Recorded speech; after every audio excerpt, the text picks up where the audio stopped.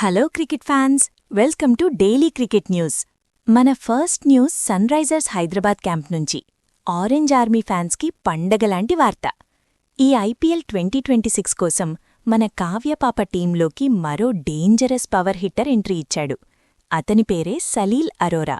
పంజాబ్కు చెందిన ఈ కుర్రాడిని లాస్ట్ ఆక్షన్లో మన ఎస్ఆర్హెచ్ యాజమాన్యం 1.50 కోట్లు పెట్టి మరీ దక్కించుకుంది. అసలు వీడెవడ్రా బాబూ అని డౌట్ పడ్డవాళ్లందరికీ రీసెంట్గా జరిగిన ఇంట్రాస్క్వాడ్ ప్రాక్టీస్ మ్యాచ్తో మనోడు దిమ్మ తిరిగే ఆన్సర్ ఇచ్చాడు. బౌలర్లకు దడ పుట్టిస్తూ కేవలం 13 బంతుల్లోనే 40 పరుగులు బాదేశాడు భయ్యా.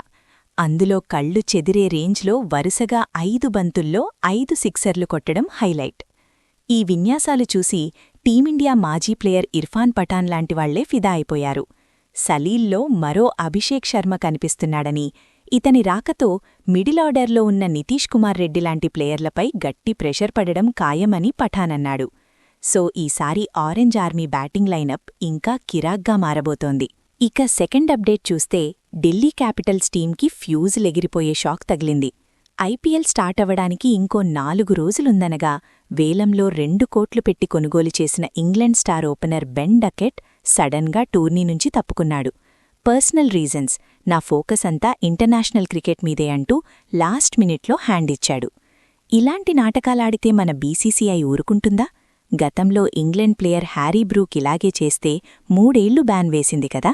ఇప్పుడు సేమ్ అదే రూల్ బెన్ డకెట్ పైన కూడా పడబోతోంది. ఢిల్లీ క్యాపిటల్స్ కంప్లైంట్తో డకెట్పై ఏకంగా 2029 వరకు ఐపీఎల్ ఆడకుండా బ్యాన్ విధించేందుకు బీసీసీఐ రెడీ అవుతోంది. మరోవైపు డకెట్ ప్లేస్లో ఢిల్లీ టీం మనకు పరిచయమున్న పాత విధ్వంసకర ప్లేయర్ జేక్ ఫ్రేజర్ మెగ్గర్క్ని రీప్లేస్మెంట్గా తీసుకుంది. ఏదేమైనా లాస్ట్ మినిట్లో ఇలా జంపైతే బీసీసీఐ దెబ్బ ఎలా ఉంటుందో ఫారిన్ ప్లేయర్లకు ఇప్పుడు బాగా అర్థమవుతోంది. మన మూడో న్యూస్ ఏంటంటే చెన్నై సూపర్ కింగ్స్ ఫ్యాన్స్కి ఇది సూపర్ కిక్కిచ్చే update. Australia pacer Spencer Johnson దెబ్బకు పాకిస్తాన్ సూపర్ లీగ్ పీఎస్ఎల్ పరువు మొత్తం గంగలో కలిసిపోయింది. అసలు మ్యాటర్ ఏంటంటే పీఎస్ఎల్లో ఆడేందుకు జాన్సన్కు ఏకంగా 1.87 కోట్ల రూపాయల భారీ ఆఫర్ వచ్చింది. కానీ మన ఐపీఎల్లో సీఎస్కే తరఫున అతనికి దక్కింది 1.50 కోట్లే. అయినా సరే డబ్బులు ముఖ్యం కాదు, నాకు క్వాలిటీ క్రికెట్ ముఖ్యమంటూ ఎక్కువ డబ్బులొచ్చే పీఎస్ఎల్ని పక్కన పెట్టి మరీ చెన్నై సూపర్ కింగ్స్తో అగ్రిమెంట్ సైన్ చేశాడు. ఐపీఎల్లో బెస్ట్ కాంపిటీషన్ ఉంటుంది, ఈ ఏడాది సీఎస్కేతో కలిసి కప్పు కొట్టడమే నా లక్ష్యమని జాన్సన్ దర్జాగా స్టేట్మెంట్ ఇచ్చాడు. దీంతో పాకిస్తాన్ సూపర్ లీగ్ ముందు మన ఐపీఎల్ బ్రాండ్ వాల్యూ ఏ రేంజ్లో ఉందో అర్థమైందని ఇండియన్ ఫ్యాన్స్ కాలర్ ఎగరేస్తున్నారు. ధోనీ టీం క్రేజ్ ముందు డబ్బులు కూడా తక్కువే అని జాన్సన్ ప్రూవ్ చేశాడు. Last and most emotional update royal challengers Bengaluru నుంచి. చిన్నస్వామి స్టేడియంలో ఆర్సీబీ తీసుకున్న ఈ నిర్ణయం చూస్తే ఎవరికైనా కన్నీళ్లు రావాల్సిందే. 2025 సీజన్లో ఆర్సీబీ కప్పు గెలిచినప్పుడు నిర్వహించిన విజయోత్సవ ర్యాలీలో దురదృష్టవశాత్తు జరిగిన తొక్కిసలాటలో 11 మంది ఆర్సీబీ అభిమానులు ప్రాణాలు కోల్పోయారు.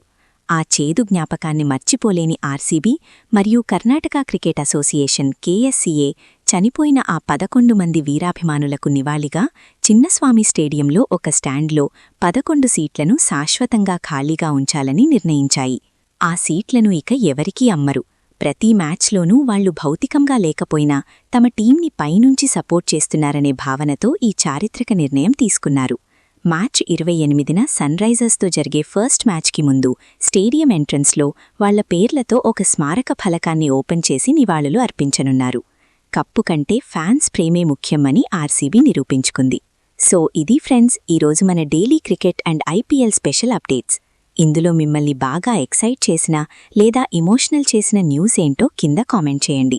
వీడియో నచ్చితే ఒక లైక్ కొట్టి మీ క్రికెట్ ఫ్రెండ్స్ వాట్సాప్ గ్రూపుల్లో షేర్ చేసేయండి. ఛానల్ని సబ్స్క్రైబ్ చేసుకోవడం మర్చిపోకండి. మరిన్ని అప్డేట్స్తో మళ్ళీ కలుద్దాం. Bye bye.